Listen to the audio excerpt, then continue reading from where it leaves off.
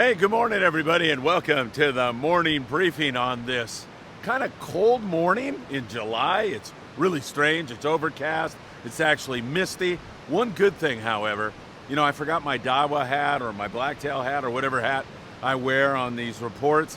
And when it's sunny and hot out, the glare off my head, it's just too much. So thank God we've got overcast conditions. Great to be with you. Welcome to the morning briefing. So much to cover with you all, and it's a gorgeous Saturday morning. I say gorgeous because I look out there and it's pretty flat, calm, and we've been blessed with some good weather. Not everywhere. We've had some wind come up in some areas, but for the most part, it's really, really lovely. One thing I want to mention to you is on Friday, we are leaving on the Malahini at 6 a.m. out of H&M Landing. We will be going offshore. No passport required.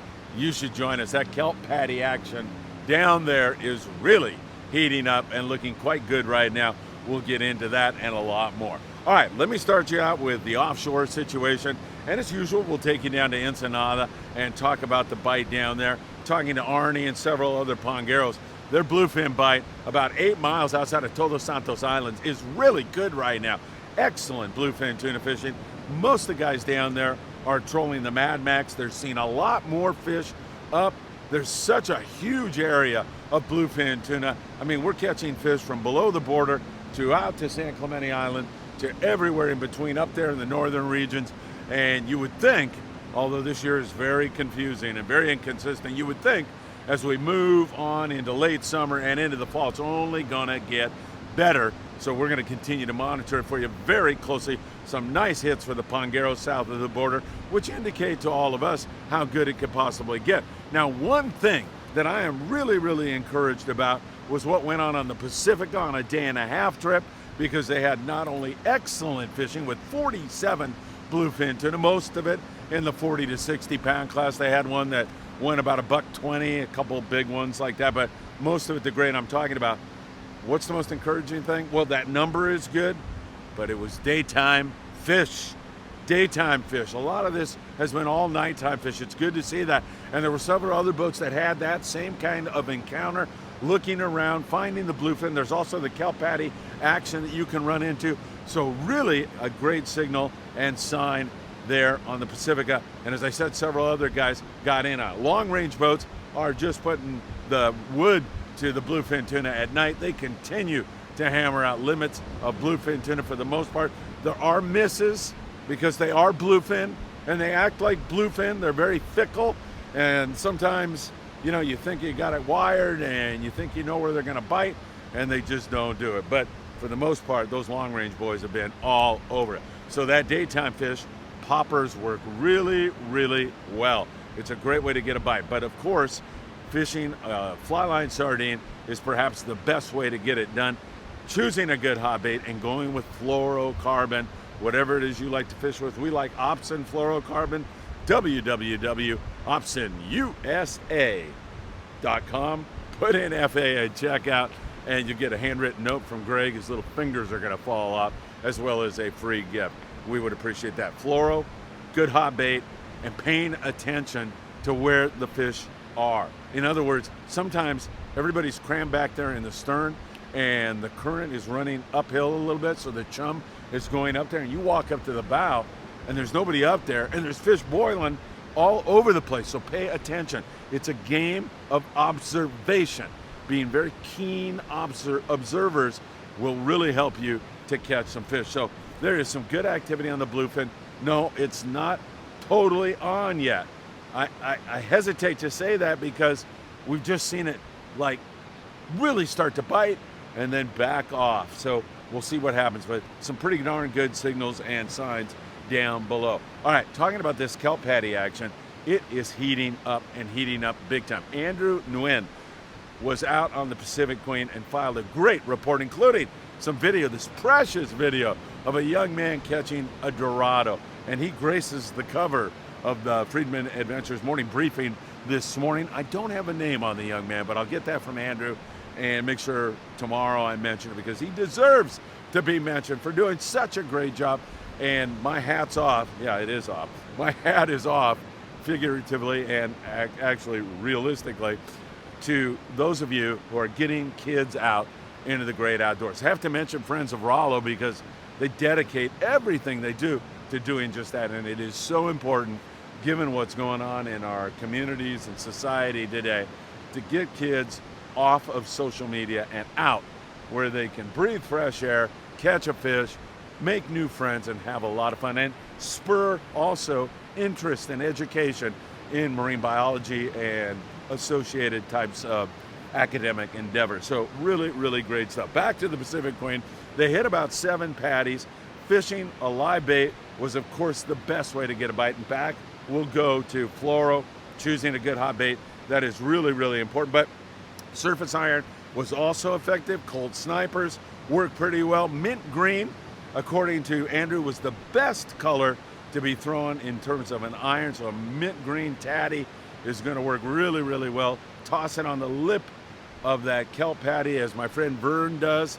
He came to our seminars. I've mentioned Vern several times because he's such a humble, nice guy.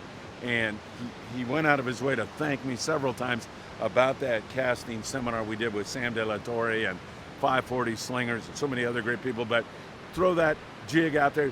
You're not taking the time to get a bait. You're first in the water. You take a couple of winds and then you feel that bite. And man, there is nothing like it. So also very effective, by the way, were scrambled eggs. Katy Perry working very, very well. Captain Gavin, according to Andrew, doesn't get any better than Captain Gavin on the Queen and his great crew. And kudos to Chef Nico, who put out some really, really good food. Andrew, I thank you so very much for all of that great stuff. Limits of yellowtail on the Queen, handful of bonita, good bonita fishing, couple of dorado to go along with it, and that young man catching that dorado. Absolutely precious. We've got to love it. Grande on a 6 a.m. trip, fishing kelp paddies. Grande's been really hot lately. 36 guys with a $1.06 on the yellowtail, 106 yellowtail. They also had the bonita and seen dorado. There's a lot of dorado around, so that is also very encouraging, looking good. The San Diego, well, their charter wanted to go offshore, but they really want to be at the Coronado Islands. Remember, they had over a hump on the yellows there yesterday, or the day before, I should say. So really good fishing at the Coronado Islands, which I'll get to in just a moment. But they went offshore. Their group wanted to do it. How can you get a better day than this? 70 yellows, 119 on the bigger bonita. Lots of fun. Those bonita are great sashimi, and these guys take good care of it. So don't poo-poo it. It's really good fish. And they also had 2 yellowfin tuna. Speaking of yellowfin, while we're talking about that, they've been kind of absent lately, but the Intrepid way down there had over 100 on the yellowfin tuna, and there's some conking going on way down the Baja coast, not too far, but out of range for the 2-day guys for right now, and that fish is going to move up. I mean, if history says anything, we get into the fall, that fish is going to move up, perhaps even quicker than that. There's some storms pushing up the Baja Peninsula, and sometimes that pushes warm water and all that warm water species up the peninsula into our zone, and that could happen at any time. And those yellowfin tuna, for the most part, not always, but for the most part, they don't act like bluefin. They bite. They bite the yo-yo iron, they bite the surface iron, they love to bite the popper, and of course a good hot bait is always a good way to go. The Amigo out of 22nd Street landed. Mark Paisano Jr. said, let's go offshore and take a look around. Not bad. They saw a lot of bluefin tuna. So you can hear the spread down there off Ensenada and below. Now up here on the Amigo, they saw tons of bluefin. They got a couple of bites on the bluefin tuna, got a 90-pounder, which is pretty darn good, and hopefully a sign of things to come in the future. And they also had on board the Amigo 54 yellowtail. Nothing wrong with that. Kelp paddy situation looking good. We're on the Malahini Friday at 6 a.m. to 6 p.m. That should be a great trip. If you look in the show's description, the morning briefing description, there's a link. You can click on it and join us. We would surely love to see you on that trip. That would be fantastic. Let's talk islands, and down there around Todos Santos Islands, which is right off of beautiful Ensenada, Baja California Norte. In that neck of the woods, a lot of barracuda, a few yellowtail. There's quite a bit of yellowtail south of there at Santo Tomas. That bite's been excellent for the pongueros that choose to fish it. Most everybody goes out and goose around looking for that yellowfin tuna. Paddies down that way also, I meant to mention to you, have been pretty darn good. There's been a lot of dry paddies according to Arnie, my guy, but there's also been some good. So that island, get back to the island, sorry about that. That island told us a lot of barracuda, some big calico bass. You definitely want to have some lucky crab lures. Bait is an issue down there as usual. So some lucky crab lures will work really good on those calicos. And of course, surface iron for the barracuda is the way to go. You can really get it done. Coronado Islands, man, there's great fishing going on there. Several boats in the 20 to 60 range. For the most part, it's been very good. There's a mix of barracuda, calico bass, yellowtail. And the yellows are 15 to 20, 25 pounds. They're nice grade fish. It's really good to see the islands back and biting so very well. And once again, I sound like a broken record, but that should continue to get better and better and better. Excellent fishing down there at the Coronado Islands. Fly line bait. Sometimes you really gotta drop your mono down, as Gino Machino told us. He said you need to drop that mono down to 20 pounds and sometimes go with even a smaller hook. That can help you a great deal. Some conkin, really good fishing going on. As I mentioned, the San Diego was offshore on their last trip, but previous to that, they had over 100 yellowtail. Excellent fishing going on at the islands right now. Moving you up to Catalina, great bonita fishing over there. Occasional yellowtail. Bass fishing, you know, pretty good on the short bass. A little bit iffier on the legal calico bass. Occasional sea bass, not all that much there. Occasional halibut, a lot of bonita, barracuda, and some of the bass biting there. San Clemente, San Nicolas, Santa Barbara, we'll kind of group them all together. The Freedom was there, and Tino Valentine said, Phil, we had a group of first responders on the boat. Nothing but respect for the guys that do so much for each and every one of us. Thank you for your service. Gives me an opportunity to say that to not only first responders and also the men and women who protect our country. So Tino said they had an absolutely great time. Not bad, 9 white sea bass, couple of halibut on board, and then they had a mix of rockfish to go along with it to help fill the sacks. They lost a lot of white sea bass, had a good bite on bigger fish. It's all 25 to 35 pound fish. So the Freedom is rolling along really, really well right now. Jolene Thompson, who's our Tuesday night live guest, will be jumping on the Freedom right after our podcast. So she's going to have an incredible night, and so are we. So if you'd like to join her, that would be a perfect opportunity for you to do just that. Nice hit there. Hopefully that is going to continue. I like what we're seeing. The Thunderbird had 39 yellowtail yesterday out of Davies Lock in Newport Beach. Thunderbird is an aggressive, good fishing vessel with a great crew, and they put together some really outstanding scores. So really great to see that, my friends, and hopefully we're going to see more and more of it. Vary your tackle, please. If you have heavy stuff, bring it. It's super essential to getting a bite on the yo-yo. And as you heard, Tino went through a bunch of sea bass, so you definitely want to have that heavier tackle. Up there in the Channel Islands, Richard Osuna is one of our great fans out there. Richard, good morning to you, my friend. Thanks for filing such a great report. Richard was on board the new Hustler. He didn't have, but the boat had 7 white sea bass, 1 halibut. Richard said that the forecast was for really nice weather, but the wind came up a little bit early and kind of fouled things up. They were fishing San Miguel Island, where they had good rock fishing. In addition to that, Richard had a beautiful blue and green ling cod for his efforts.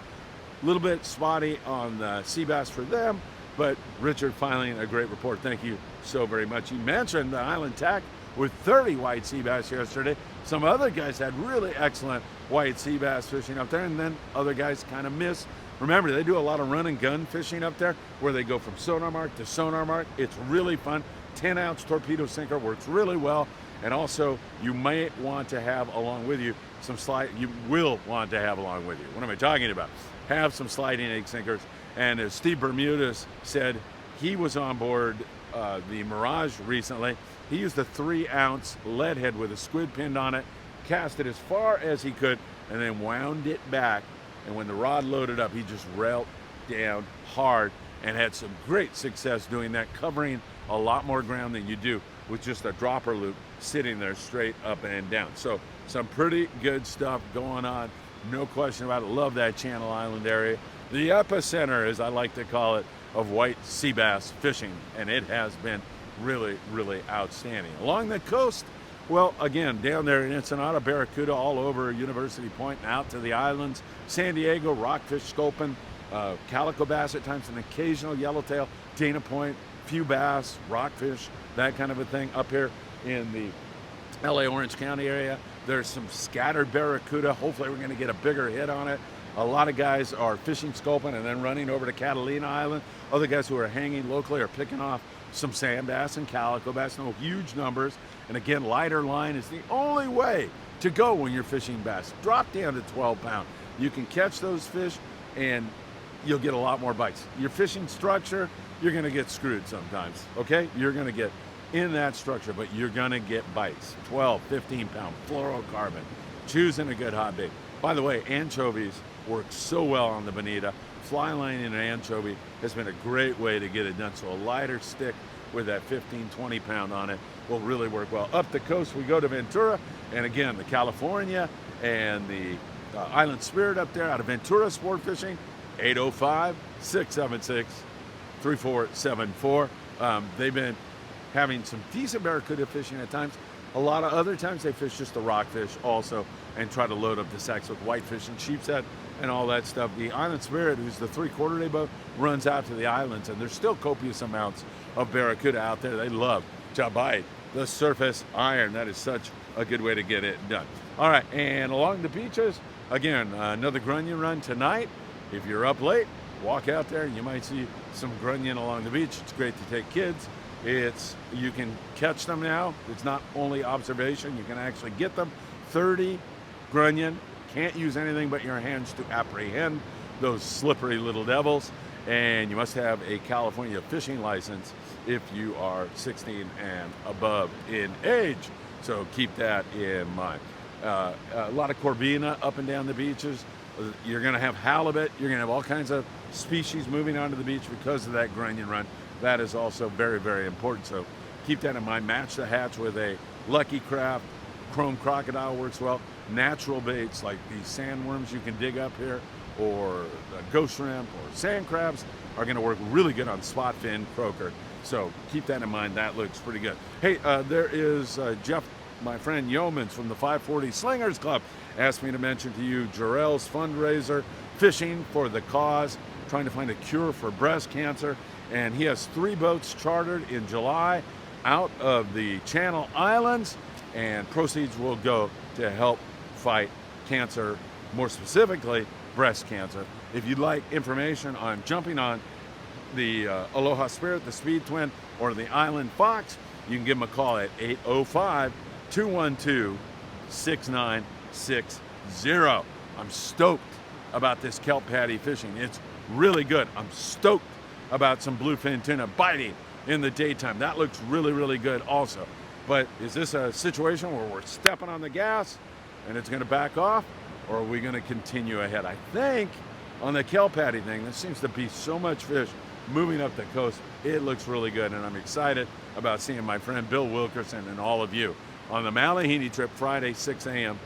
I think there's some spots left. You can join us, and I would love to see you there. All right, everybody. As usual, the morning briefing is my pleasure to be with you all. I can't thank you enough for spending some of your valuable time with me. And of course, I'll be back with lots more. Have a wonderful weekend. I hope to see you really, really soon.